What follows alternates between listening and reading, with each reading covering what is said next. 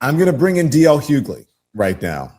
And I want DL, you have been, I think, the clearest voice. Thank you, sir, for joining us. I think you've been the clearest voice on this because you're speaking truth to power.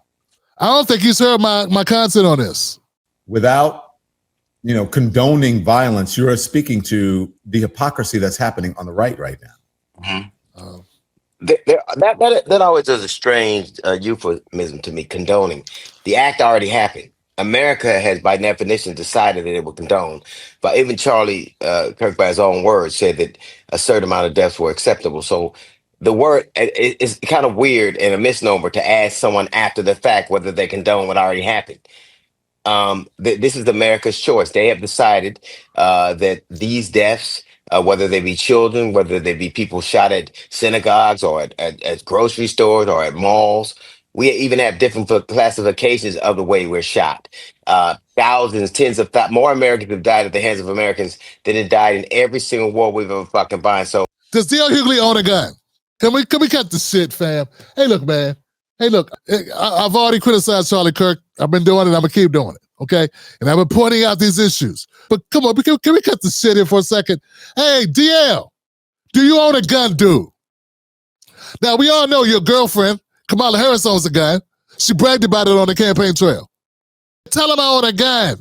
And I go to the range, pow, pow, pow, pow, pow, pow, pow. Remember that? She pulled a Hillary. Same shit Hillary pulled. And now you're going to start him off. Don's going to introduce this guy. It's been the clarion voice of reason when it comes to Charlie Kirk and Republicans on these issues. And what's he do? The Bama look like MC Light running out on stage, falling on her face.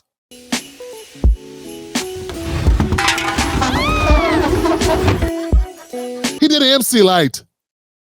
And I like MC Light, but she had that one coming though, didn't she? Joe Biden didn't mean nothing when he called that grown-ass man boy. Light us up, Rock. Light us up. Stop, man. She wasn't light as a rock when she hit the floor, though. That was... Let's go back to DL Hughley. DL is supposed to be the greatest voice when it comes to talking about Charlie Kirk. That's what Don Lemon says. Let's see what happens. So when I say that they're trying to make him into the second coming, or sure, somehow saying that he's a deity, or I get that he's a martyr now, but I want you to listen. This is Glenn Beck. Now we all know what Charlie Kirk has said, right? And it's actually less about. I think a lot of people pretend like they don't know. That's the thing. Okay. A lot of people pretend like they don't. No, a lot of people don't know. A lot of people don't know shit about Charlie Kirk, man. This guy was propped up by the establishment Republicans. A lot of people don't know who he is. It's not like he had a show on MSNBC. A lot of these people don't watch this shit.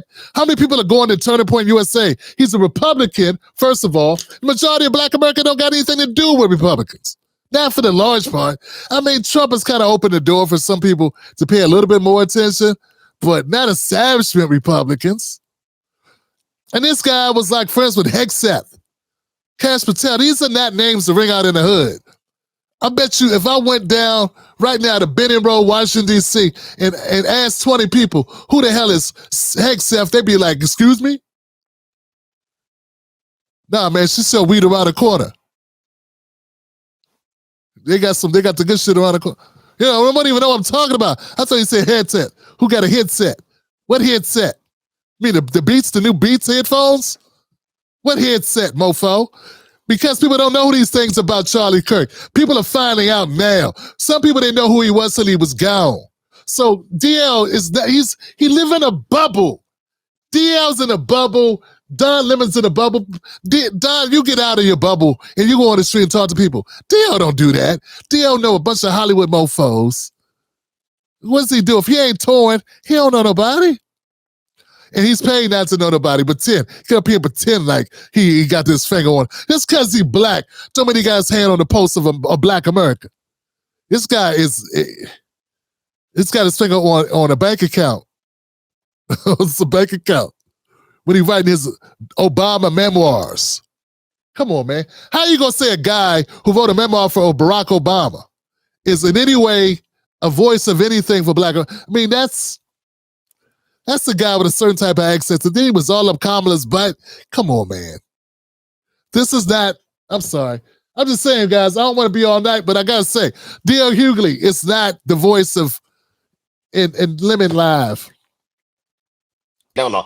My manager, who's a really, I've been my manager 30 years. He wasn't aware of all the things he said, and I think there are a lot of people who just kind of are tuned into a certain frequency and can, they get to cherry pick things. But if you're one of those groups that have been marginalized, one of those groups that he's spoken out against, Dude just contradicted himself 3 times, man.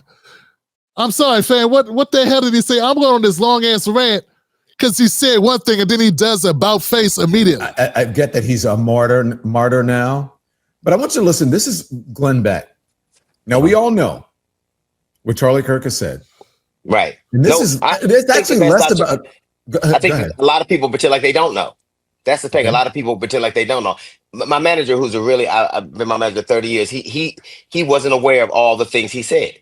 And I think there are a lot of people who just kind of are tuned into a certain frequency and can, they get to cherry pick things. But if you're one of those groups that have been marginalized, one of those groups that he's spoken out against, I think you're keenly aware of what he said. But I think that there's some people who get to not know.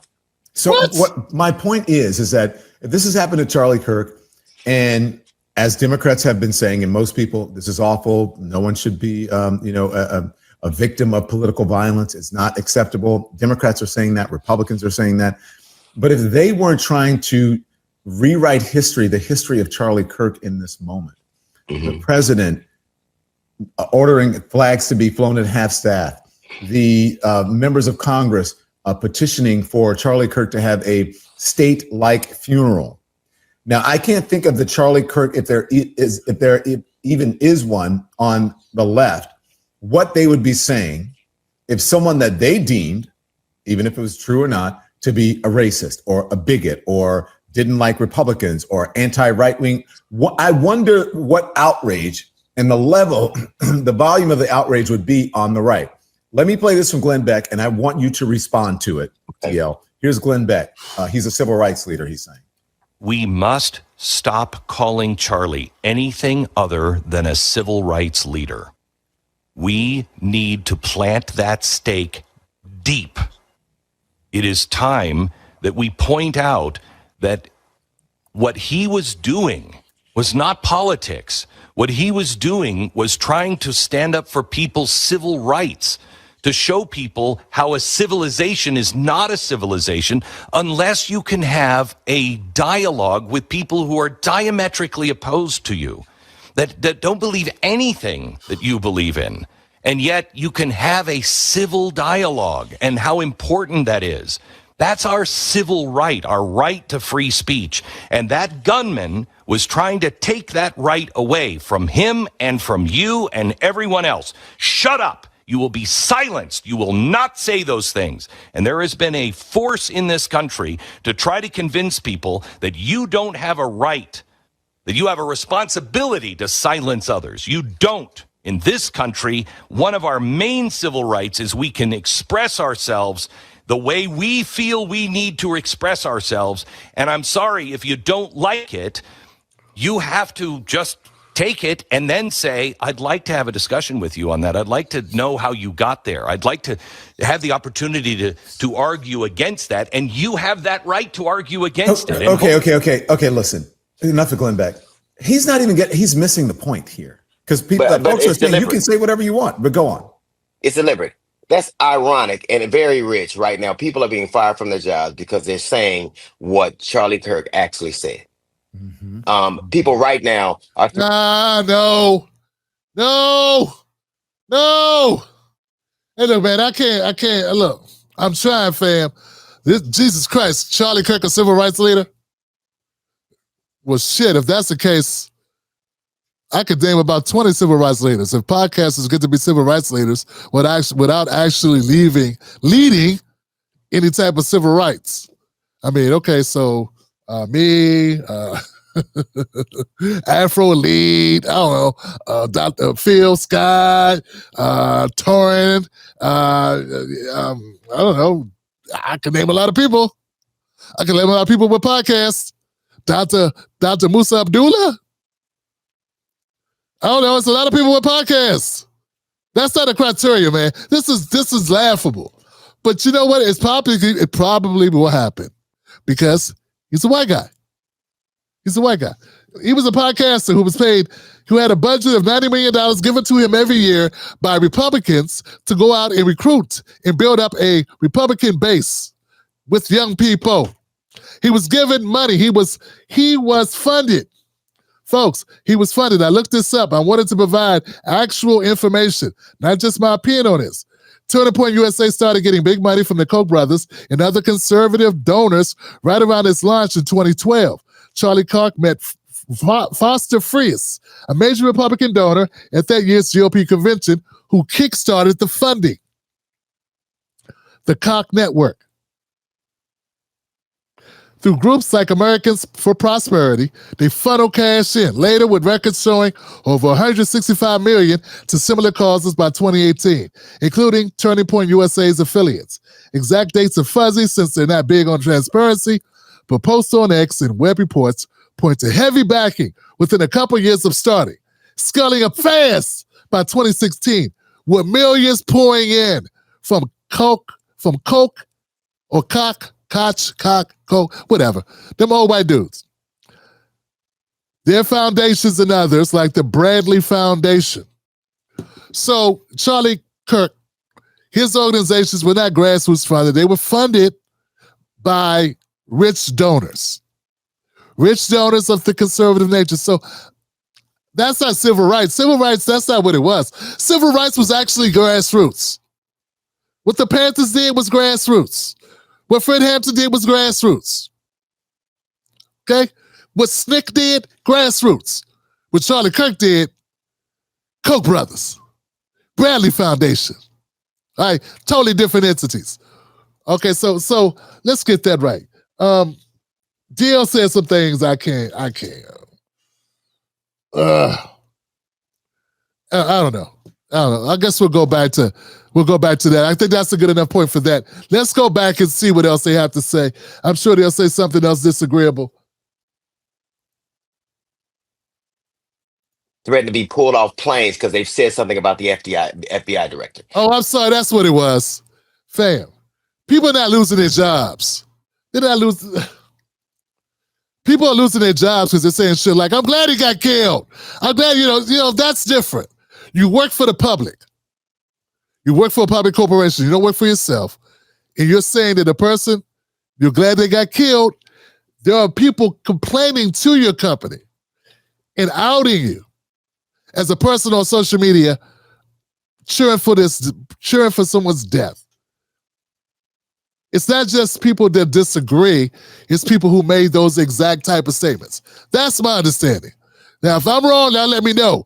But I haven't seen a single person who lost their job just because they posted a clip of what Charlie said. There's been thousands of people, if not millions of people, have reposted clips. It's the people that are saying, hey, he's dead. I'm glad he's dead. I hope he rots in hell. They're the ones doing it, doing that part. I haven't even done that, and I got a podcast, and I can't be fired. I work for myself. So I haven't even done that because it's unnecessary. And why are y'all doing that anyway? The guy's gone. Nobody was really... Anyway, that's it. Let's go back. Let's see.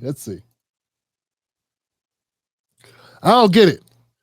These people are just crashing out and just, dancing on the grave. The guy's gone. Why risk your job to make that statement? And make that statement, make it in person. If you want to say something, say it over a beer with your friends. Don't put it on social. It's like posting new pictures of yourself. No. Stealing something out of the break room. No, don't post that. All right. People are being kicked out of the country because they said something about Trump. So let's stop with the whole there's a difference between free speech and hate speech. There's a difference between free speech and yelling fire in a crowded room. And they think that all of that is the same. I don't care about his ideological views. I care that his ideological views led to, he deliberately said that there are a certain amount of things that should happen that are bad. When your conversations stop with my humanity, then it's not a... D.L. Hughley is one of the hardest people to track, man. And I know some of us, we think pretty fast. We think faster than our tongues will move.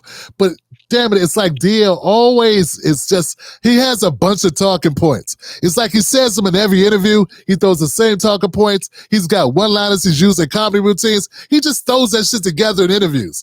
I don't know why Don Lemon and other people act like DL is so articulate. He say the same shit all the time. He just grabs a one-liner, sometimes he steals a one-liner, and throws it in and just says it where it don't even make sense. I don't get the point. I don't know why people love it. Guy's not good on his feet.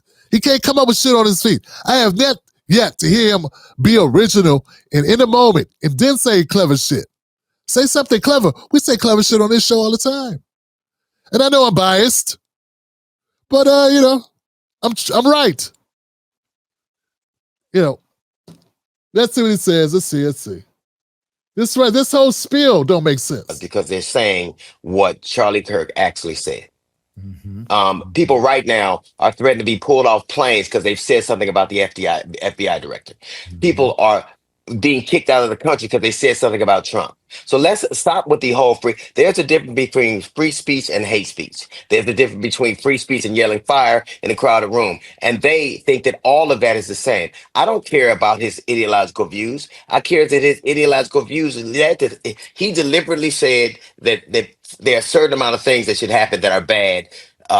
When your conversations stop with my humanity, then it's not a conversation at all. But I find it interesting that one of the ways to get deified on the right is to do horrible things to black people.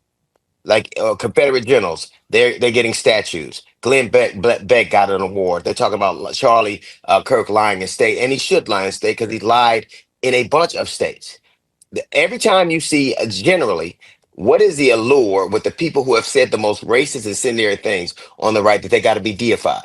What's the purpose of deifying Confederate generals? Like, whenever I see a white guy encased in bronze on a statue, whenever I see a white dude on a horse in the middle of a park in bronze, I know he hated black people. Perfect. You said the same thing 5 times in a row. Same exact thing. Said it all slightly different ways. It's the same shit. I don't know, man. Look. Damn it, look. Just cause I'm telling the truth as best I know it about Charlie Kirk, don't group me with D.L. Hughley. Just don't do it, y'all. I see some of y'all now, you get mad. People write me letters. Tim, you're on the wrong side. And on the wrong side. Charlie Kirk was on the wrong side. If he wasn't really racist, he shouldn't have said really racist shit. That's how I feel it. Y'all mistake me fighting for black people is me fighting for Republicans. That's where you got me messed up. Nah.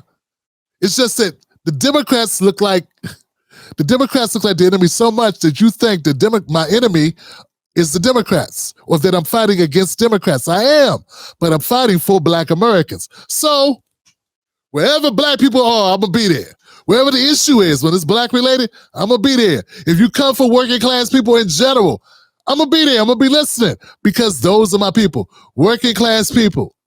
Not black elites, not elites, working class people. If you don't have a trust fund, check me out. If you're a black American who doesn't have a trust fund, check me out. I'm open in that way. But this right here, I'm not feeling it. I'm not feeling it, man. D.L. Hughley and Don Lemon, I didn't get anything out of their broadcast at all. Except I like the part you told me about Beck wanted to make this guy a civil rights leader, make Kirk a civil rights leader. That's a bunch of horse shit. But I don't know, Trump might have to do something. Because based on everything I'm looking at, it looks like it only happened because of Trump. And what happened to Charlie happened because of Trump. It did not happen for any other reason, in my opinion. And that's based on the research that I've done, what I've conducted. The Tim Black Show streams Sundays, Mondays, Wednesdays, and Fridays, 10:30 p.m. Eastern Standard Time. Wolfpack.